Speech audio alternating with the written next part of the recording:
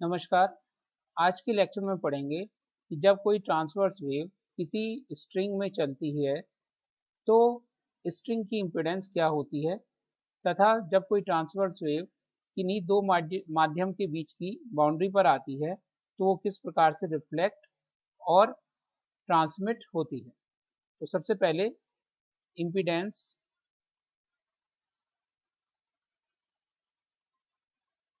Of stretched string for transverse wave.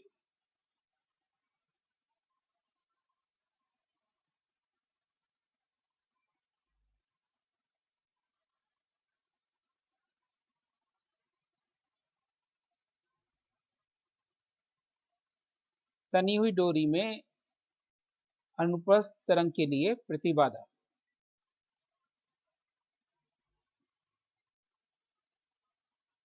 माना कोई डोरी है जिसकी एकांक लंबाई का द्रव्यमान स्मॉल m है और उसमें प्लस x दिशा में तरंग जा रही है,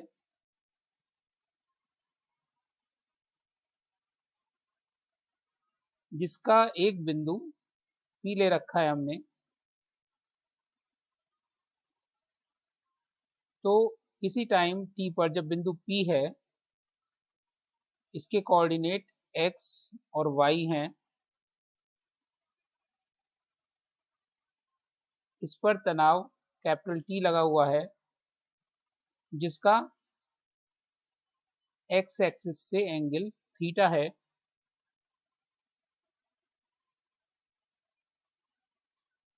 तो x डायरेक्शन में चित्रानुसार माइनस x डायरेक्शन में इसका कंपोनेंट होगा t cos थीटा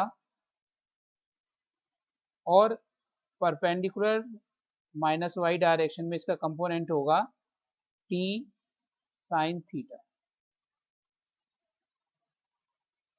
तरंग v वेग से प्लस x डायरेक्शन में जा रही है। माना चित्रानुसार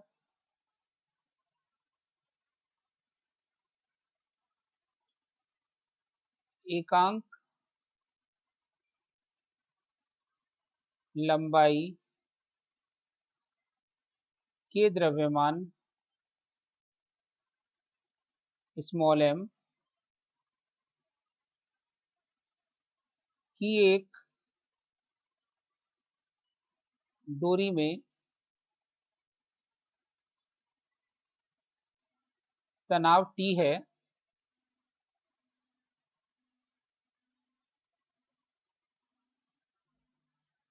इस डोरी में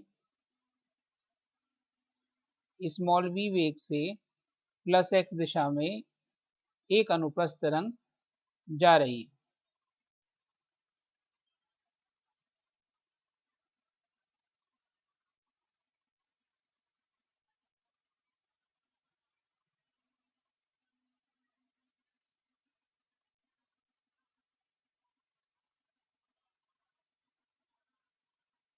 इस कारण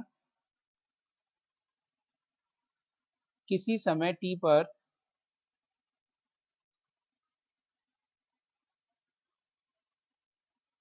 बिंदु P xy है,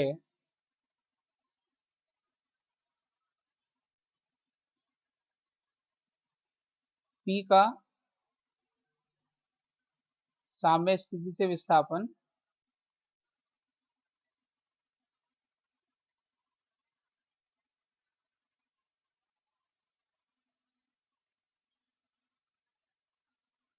स्मॉल y है।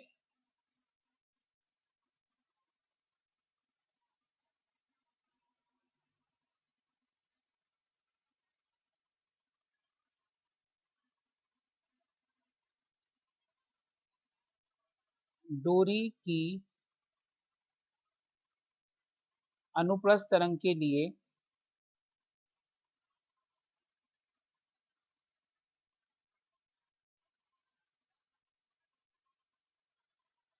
किसी कण पर प्रतिबाधा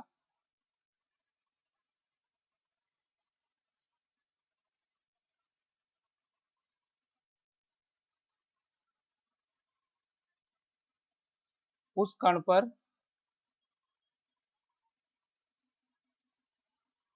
लगने वाले अनुप्रस्थ बल या प्रत्यानयन बल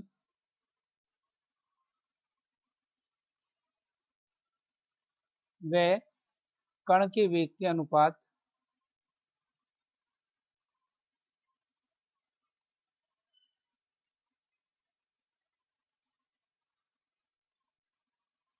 के बराबर होती है।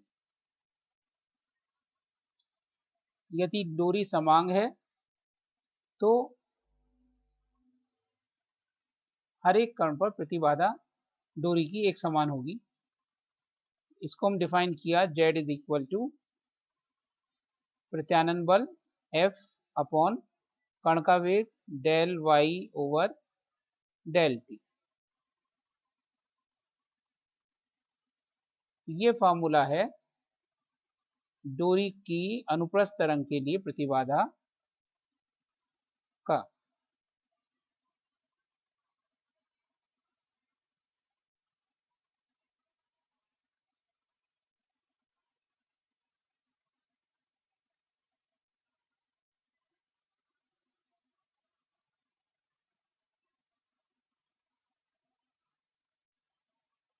चित्रानुसार रिस्टोरिंग फोर्स या प्रत्यानयन बल F is equal to minus T sine theta, और जहां थीटा बहुत सूक्ष्म है, बहुत छोटा है,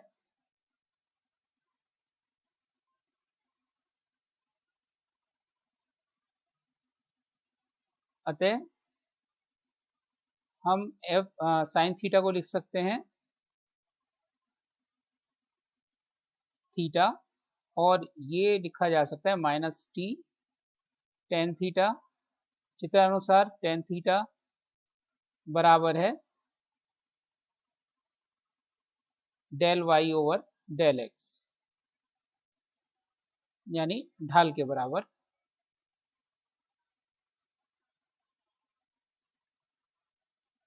इसके अलावा हम जानते हैं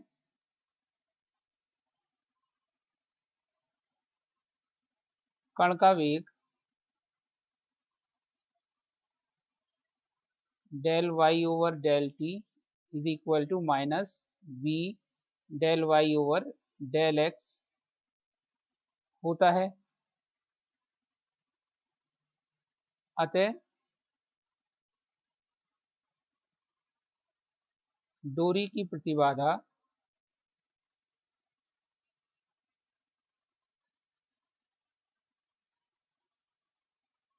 Z is equal to minus capital T del Y over del X divided by minus small v del Y over del X. Minus sine cancel हो जाएंगे और del Y over del X भी कैंसिल हो जाएगा। इससे बचेगा capital Z is equal to T by V. Capital Z is equal to capital T by V. हम जानते हैं कि जो अनुप्रस्थ तरंग का वेग होता है v is equal to under root capital T by small m होता है।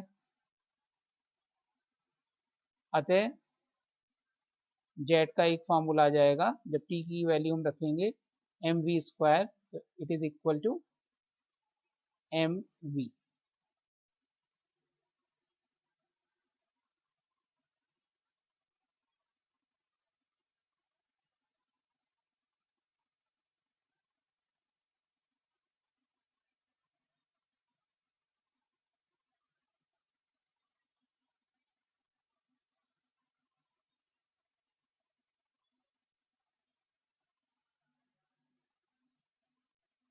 इस प्रकार से अनुप्रस्थ तरंग के लिए डोरी की प्रतिबाधा Z is equal to capital T by V या Z is equal to M V से दी जाएगी। प्रतिबाधा माध्यम की प्रत्यास्था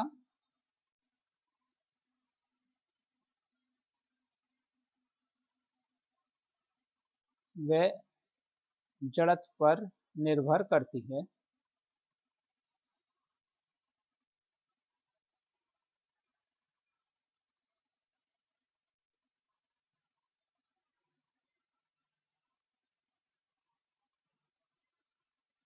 यदि तरंग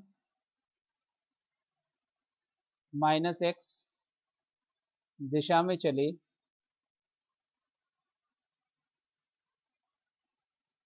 तो Z इज इक्वल टू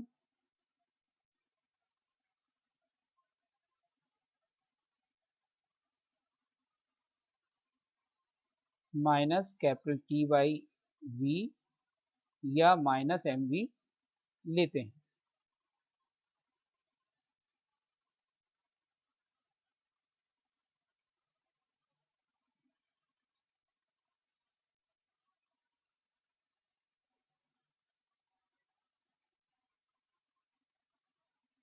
किसी परिसीमा पर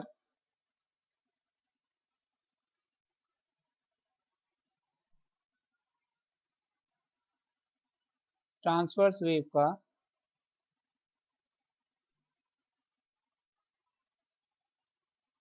रिफ्लेक्शन एंड ट्रांसमिशन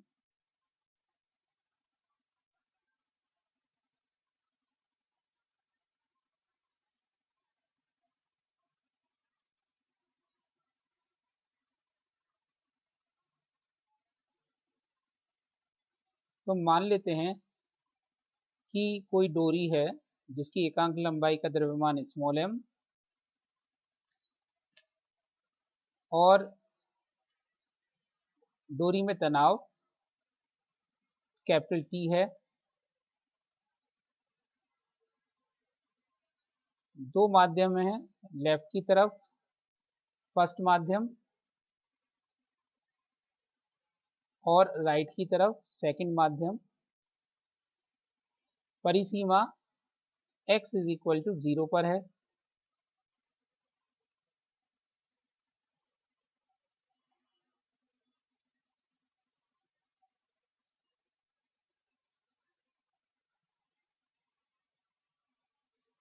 पहले माध्यम में वेग v1 व दूसरे माध्यम में वेग v2 है। पहले माध्यम में संचरण नियतांक k1 व दूसरे माध्यम में k2 है।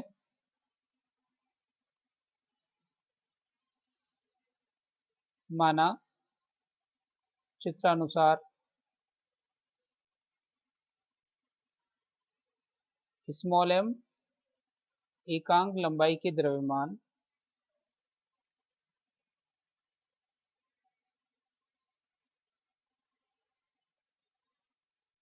व कैपिटल T तनाव वाली डोरी में एक समतल प्रगामी अनुप्रस्थ तरंग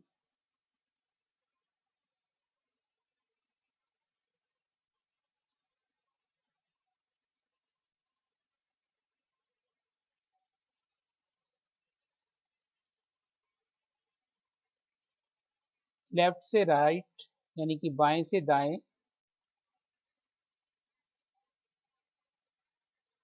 चल रही है।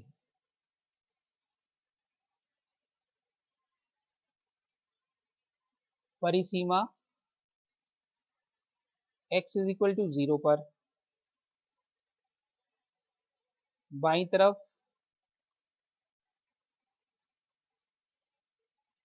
प्रथम माध्यम व दाईं तरफ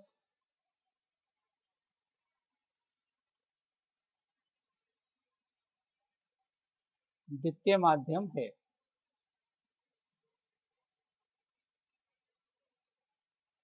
जिनमें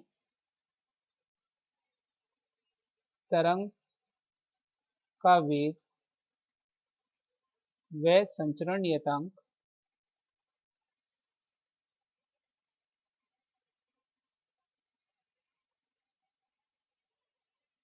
क्रमशः v1 k1 स्मॉल k1 व स्मॉल v2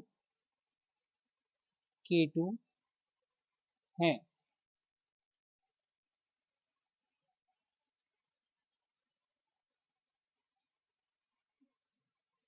परिसीमा पर माना जो आपतित तरंग है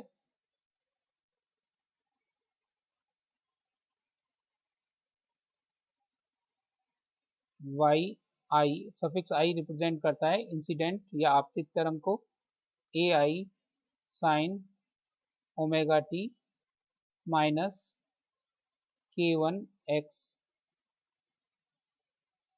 परावर्तित तरंग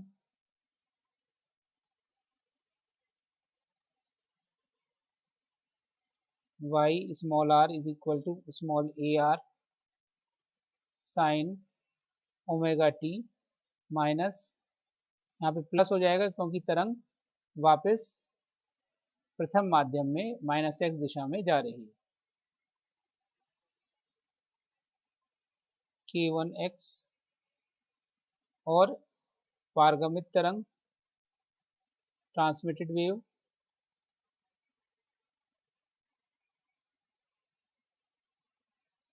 y capital T is equal to a capital T sine omega T minus k two x.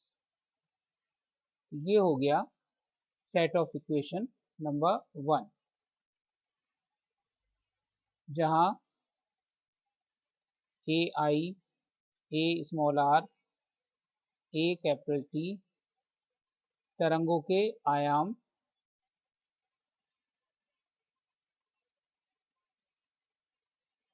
हैं, व ओमेगा कोणीय आवृत्ति है।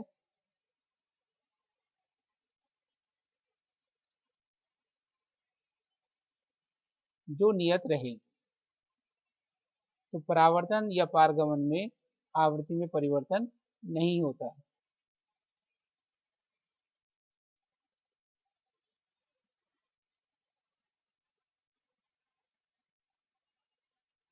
परिसीमा x इज इक्वल टू 0 पर निम्न शर्तें संतुष्ट होनी चाहिए।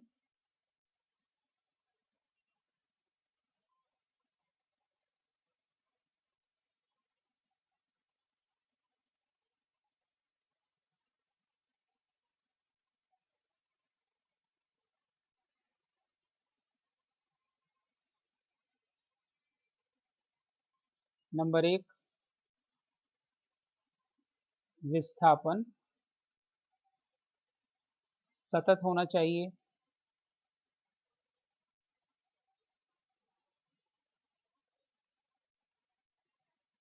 अर्थात Y I plus Y are is equal to Y capital T. दूसरा,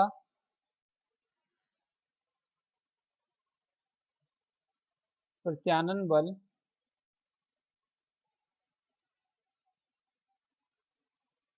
समान होना चाहिए या सतत होना चाहिए। परिसीमा के दोनों ओर प्रत्यानयन बल समान होना चाहिए, अर्थात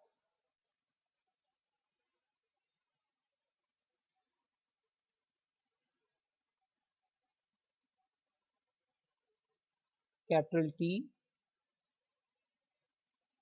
del over del X Y I plus Y small R should be equal to capital T del Y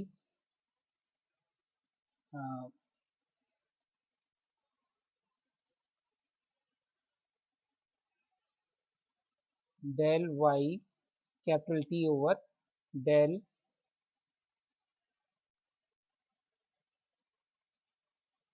T.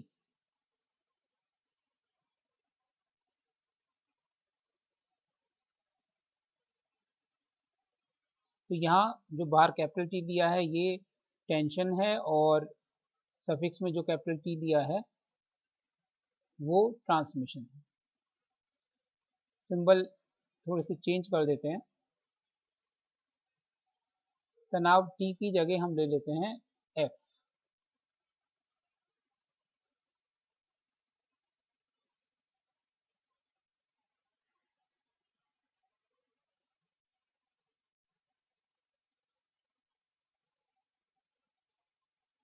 यहाँ पर हो जाएगा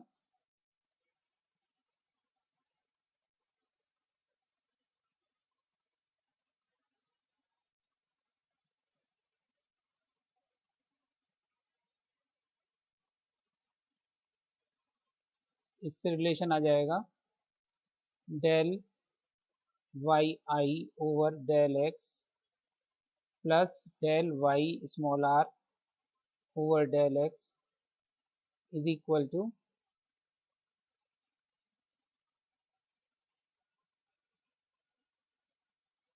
del Y capital T over del small T. ये इक्वेशन नंबर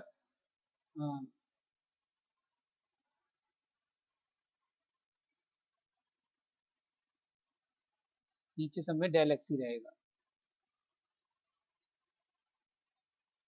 ये इक्वेशन नंबर 3।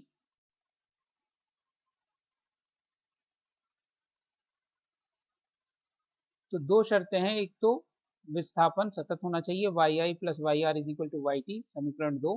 दूसरा प्रत्यानयन बल समान होना चाहिए, जिसके लिए रिजल्ट निकल के आया del Y over del x plus del y r over del x is equal to del Y capital T over del x.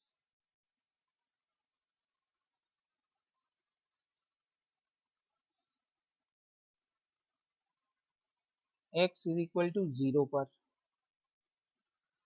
समीकरण 1 से y i is equal to a I sine omega t, क्योंकि x की value 0 रख दी, y are is equal to a are sine omega t and y capital T is equal to a capital T sign omega T. अतः प्रथम शर्त समीकरण 2 से जब हम वैल्यूज पुट कर देंगे तो ये आ जाएगा a i plus a r is equal to a capital T.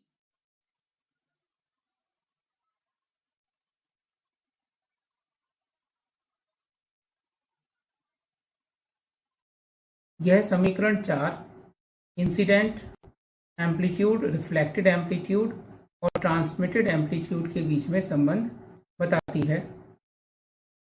समीकरण 1 का x के सापेक्ष डिफरेंशिएशन करने पर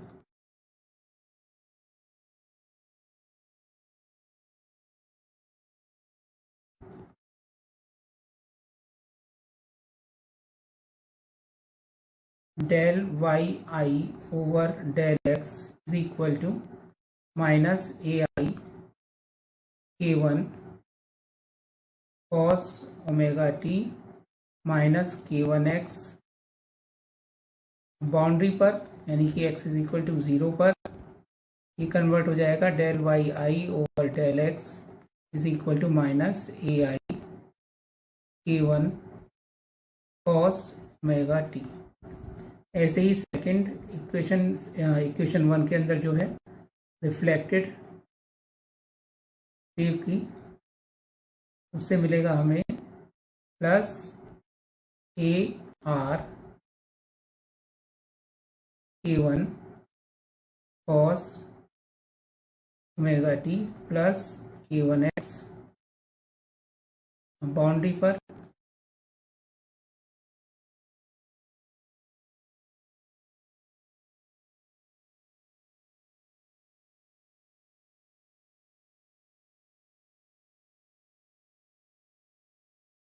ऐसे ही ट्रांसमिटेड वेव के लिए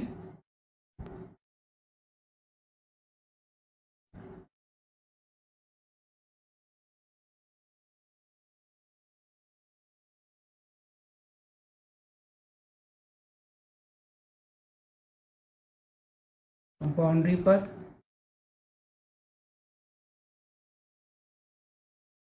विस्थापन वक्र का ढाल है ये, slope of displacement curve.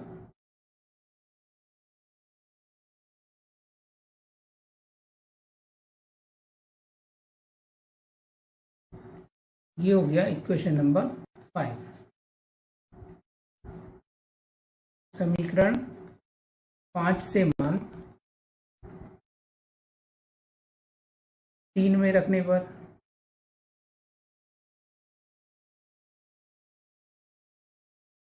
Minus AI K1 cos omega T plus AR K1 cos omega T is equal to minus AT K2 cos omega T. यह समीकरण स्मॉल टी समय के प्रत्येक मान के लिए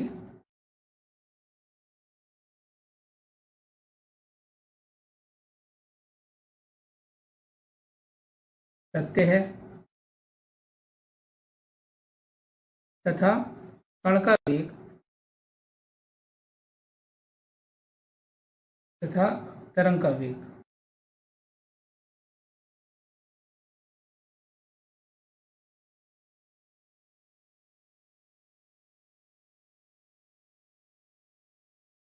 v is equal to omega by K होता है।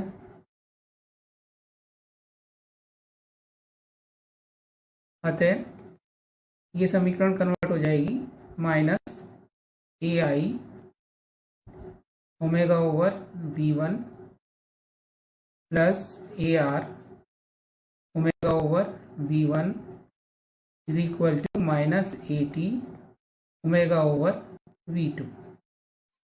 अब इस समीकरण में दोनों तरफ तनाव कैपिटल F से गुणा करने पर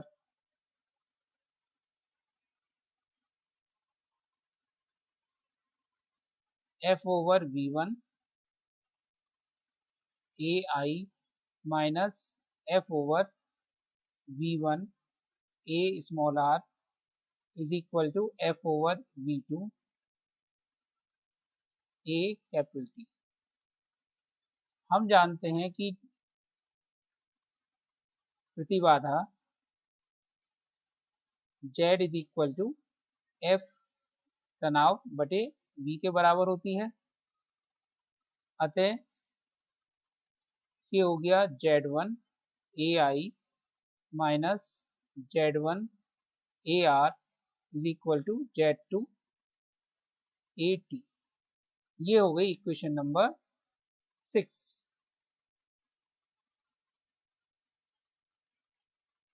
तो अब इक्वेशन नंबर 6 और इक्वेशन नंबर 4 कहती है कि AI plus AR is equal to AT, और इक्वेशन 6 कहती है AI और AR और AT में रिलेशन देती है।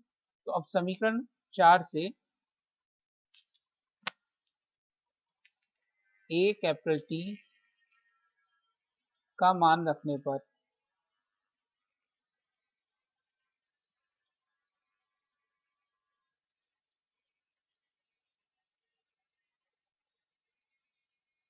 Z1 AI minus Z1 AR is equal to Z2 AI plus Z2 AR।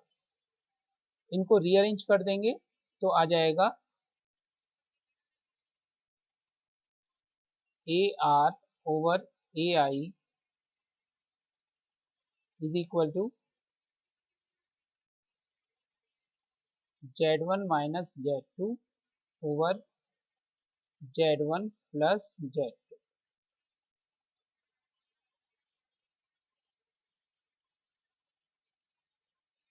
ये इक्वेशन नंबर कैपिटल ए, ये है आयाम का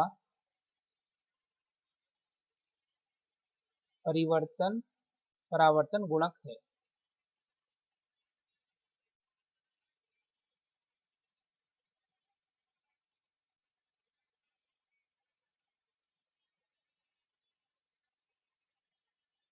इसी प्रकार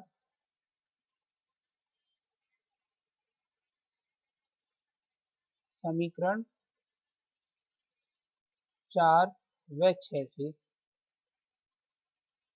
अब अगर हम ए आर का मान रख दें समीकरण 4 से निकाल कर 6 में, तो हमें मिल जाएगा A T over A I is equal to twice Z1 over Z1 plus Z, यानी जिस प्रकार से अनुदैर्ध्य तरंगों में कण के वेगों का परावर्तन और पारगमन गुणक आया था, वो यहाँ पर आयाम का आ रहा है। यह आयाम का पारगमन यानी कि ट्रांसमिशन कोफिशिएंट है।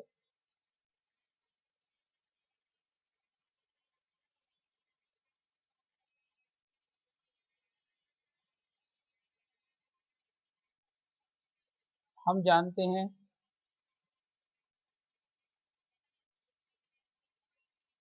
कि जो इंटेंसिटी होती है अनुप्रस्थ तरंग की, I is equal to 2 pi square n square a square rho v, यानी कि ये हो जाती है 2 pi square n square a square z। अतः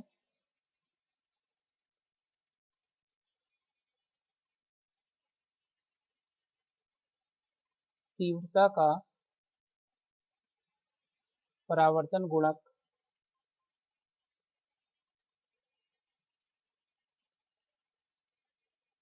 I small r over I small I is equal to a small r का square Z1 upon a small I का square Z1।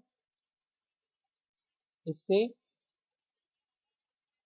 I R over I small I is equal to आ जाएगा Z1 minus Z2 over Z1 plus Z2 का whole square.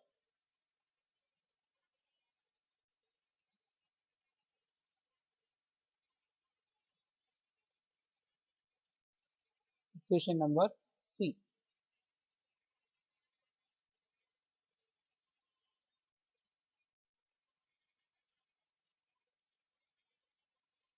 तीव्रता का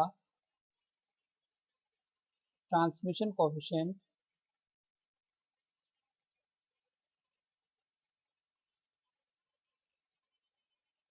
आई capital T over I small I is equal to A T square Z2 over A I square Z1।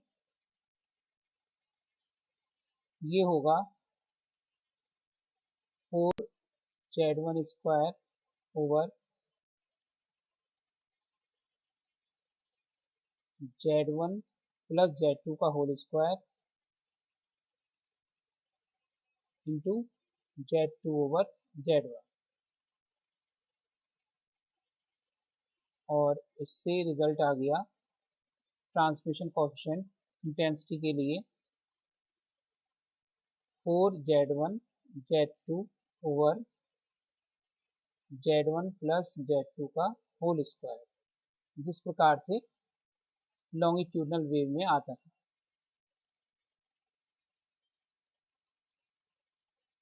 Question number capital D.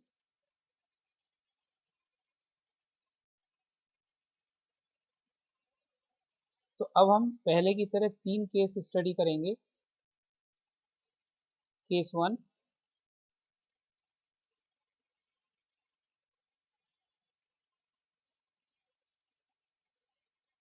सघन से विरल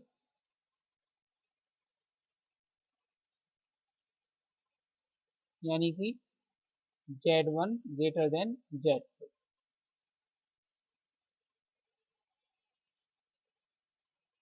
तो समीकरण ए व सी से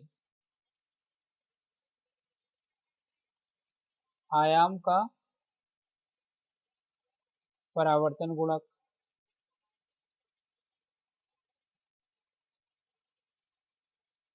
ग्रेटर देन 0 और ऐसे ही तीव्रता का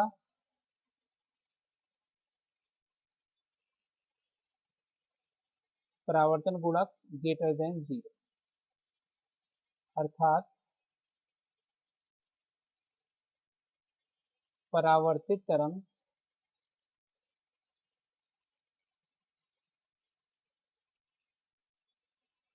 का आयाम समान कला में होगा।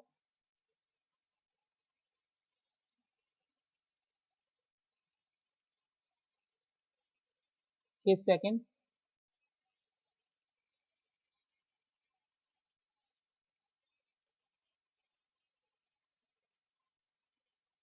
रेयर टू डेंस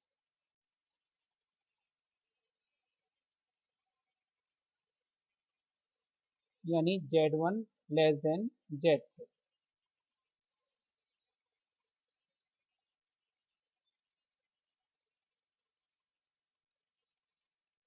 अभी इससे पहले हमने ये लिया परावर्तन गुणक, ट्रांसमिशन पावर ले लेते हैं।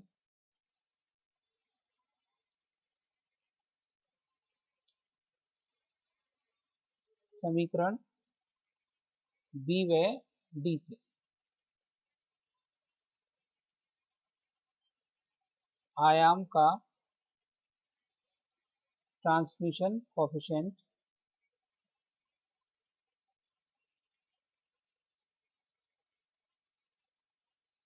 ग्रेटर देन 0 और तीव्रता का पारगमन गुणक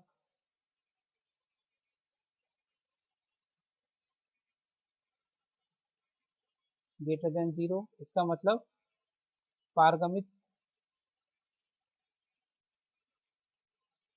तरंग का आयाम भी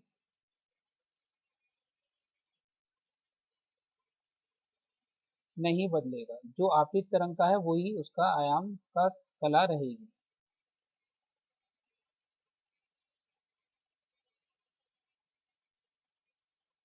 आयाम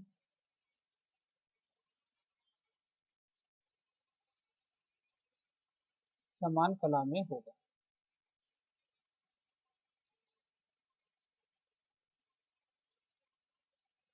केस सेकंड,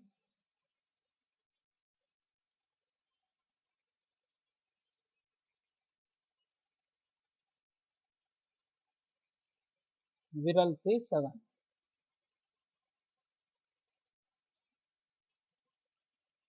यानी कि Z1 less than Z2।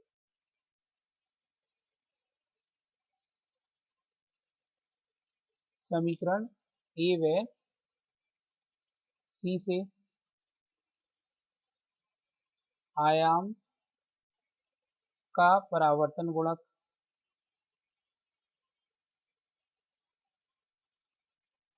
Less than 0, अर्थात परावर्तित तरंग का आयाम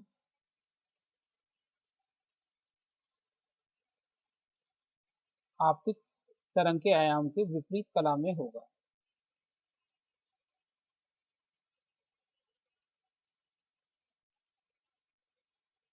और तीव्रता का परावर्तन गुणक ग्रेटर देन 0। समीकरण बी व डी से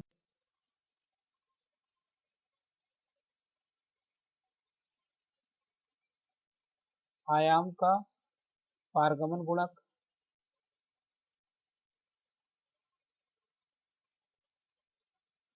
और तीव्रता का पारगमन गुणक दोनों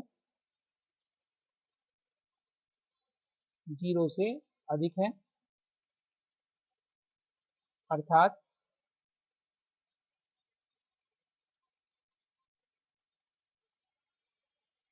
पारगमित तरंग का आयाम समान कला में होगा।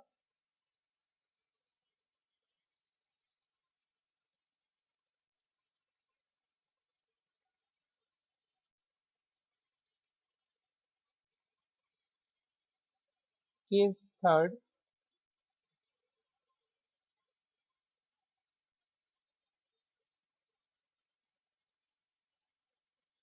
समान माध्यम होने पर परिसीमा के दोनों तरफ माध्यम एक जैसा ही है, यानी कि Z1 is equal to Z2। समीकरण ए व बी से, ए व सी से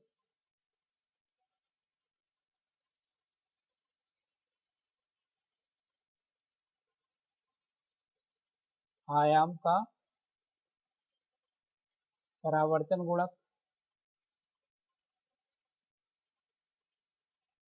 इज इक्वल टू 0 और तीव्रता का परावर्तन गुणक इज इक्वल टू 0, यानी कोई तरंग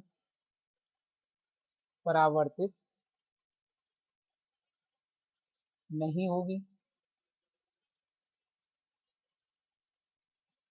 समीकरण बी व डी से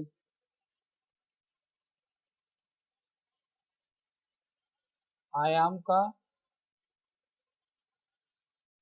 पारगमन गुणक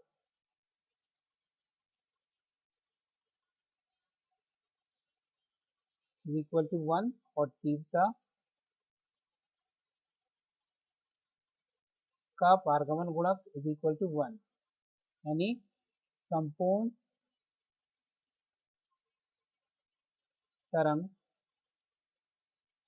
पारगमित होगी।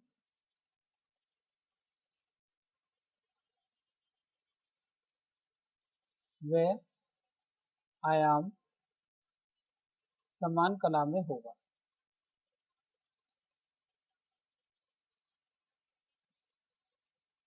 ये तीनों केस हो गए जब अनुप्रस्थ तरंग एक माध्यम से दूसरे माध्यम में जाती है। अब हम कुछ विशेष स्थितियां का अध्ययन करेंगे। सबसे पहले, अगर दृढ़ सिरे से आकर कोई अनुप्रस्थ तरंग टकराती है, अर्थात Z2 is equal to infinite हो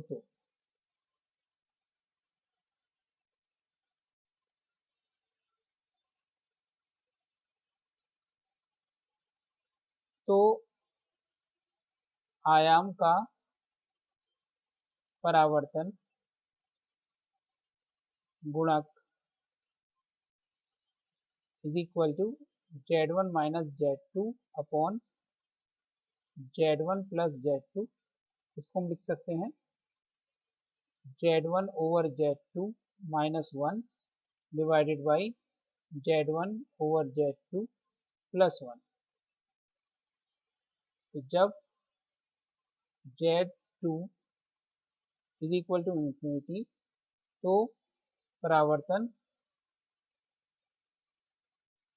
गुणक इज नियरली इक्वल टू -1 और तीव्रता का परावर्तन गुणक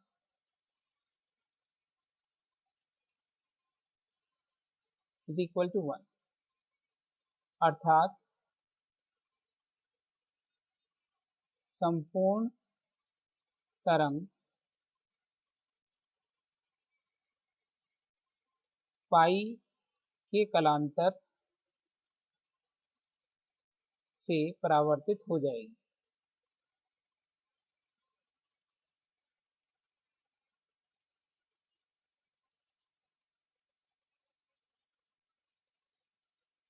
तो ब्लड सिरे पर परावर्तित तरंग पूरी की पूरी आपतित तरंग के बराबर होती है तीव्रता में, और उसके आयाम में पाई डिग्री का कलांतर होता है, बिल्कुल विपरीत कला में होता है।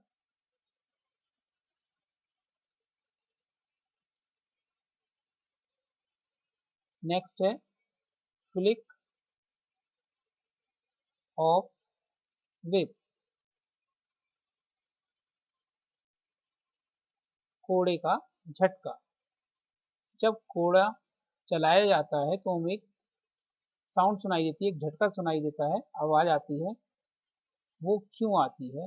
या कोड़े का जो किनारा होता है जिस जगह पड़ता है वो बहुत ज्यादा तेजी से लगता है, ऐसा क्यों होता है? जो कोड़ा होता है उसकी बनावट कुछ इस प्रकार की होती है कि स्टार्टिंग में तो वो मोटा होता है और फिर उसकी थिकनेस कम होती चली जाती है।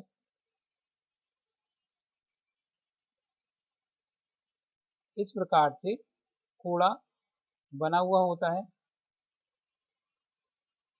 ये इसका एंड है। तो जब ये एंड पर आता है तो सामने एयर है, यानी फ्री एंड है,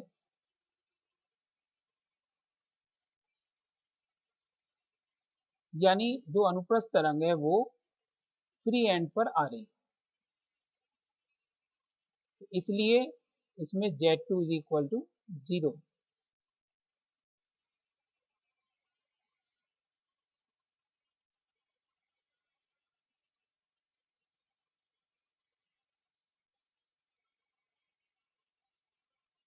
तो सिरे से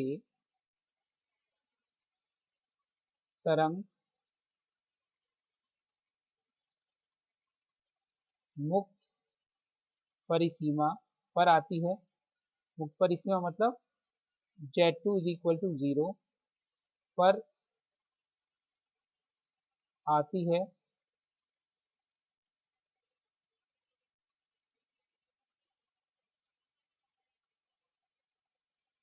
तो मुक्त परिसीमा का मतलब ये है कि जिसमें दूसरी तरफ के माध्यम की मुक्त परिसीमा पर आती है तथा दूसरे माध्यम की प्रतिबाधा Z2 इज इक्वल टू 0 होती।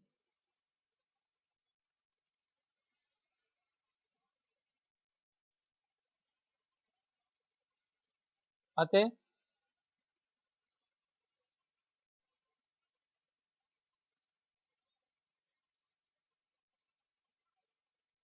आयाम का पारगमन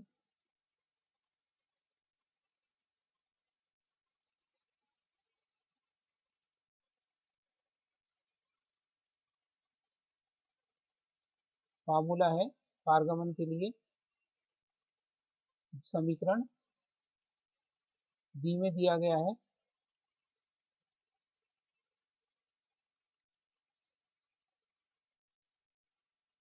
twice Z1 over Z1 plus Z2 से इज इक्वल टू, तथा आयाम का परावर्तन गुणक is equal to Z1 minus Z2 upon Z1 plus Z2 से 1। अतः दूसरे माध्यम में तरंग का आयाम दुगना व तीव्रता 4 गुनी होगी।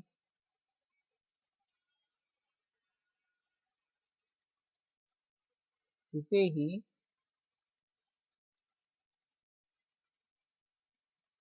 कोड़े का झटका कहते हैं।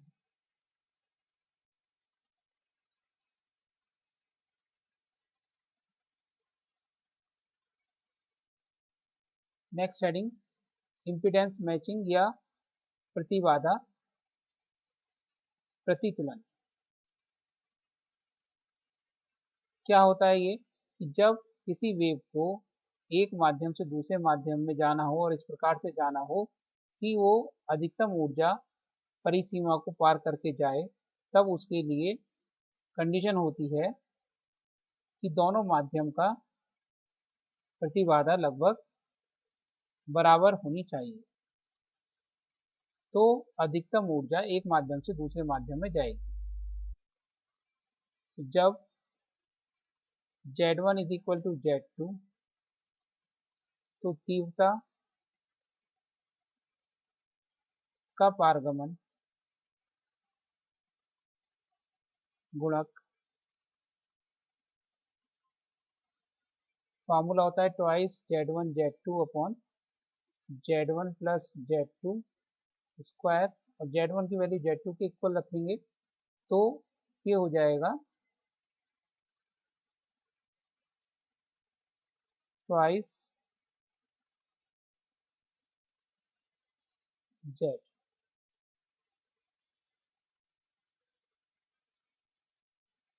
और परावर्तन गुणक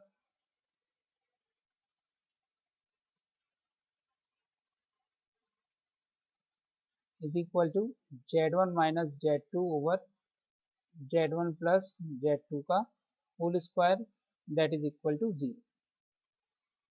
अतः अधिकतम ऊर्जा ट्रांसफर के लिए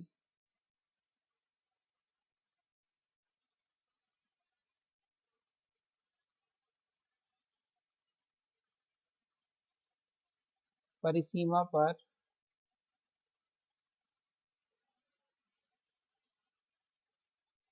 दोनों माध्यमों की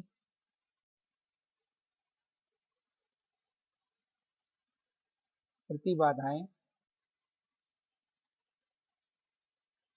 समान होनी चाहिए।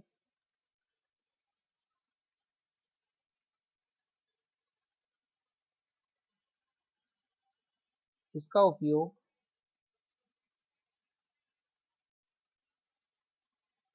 ऑप्टिकल फाइबर केबल्स आदि को जोड़ने में किया जाता है।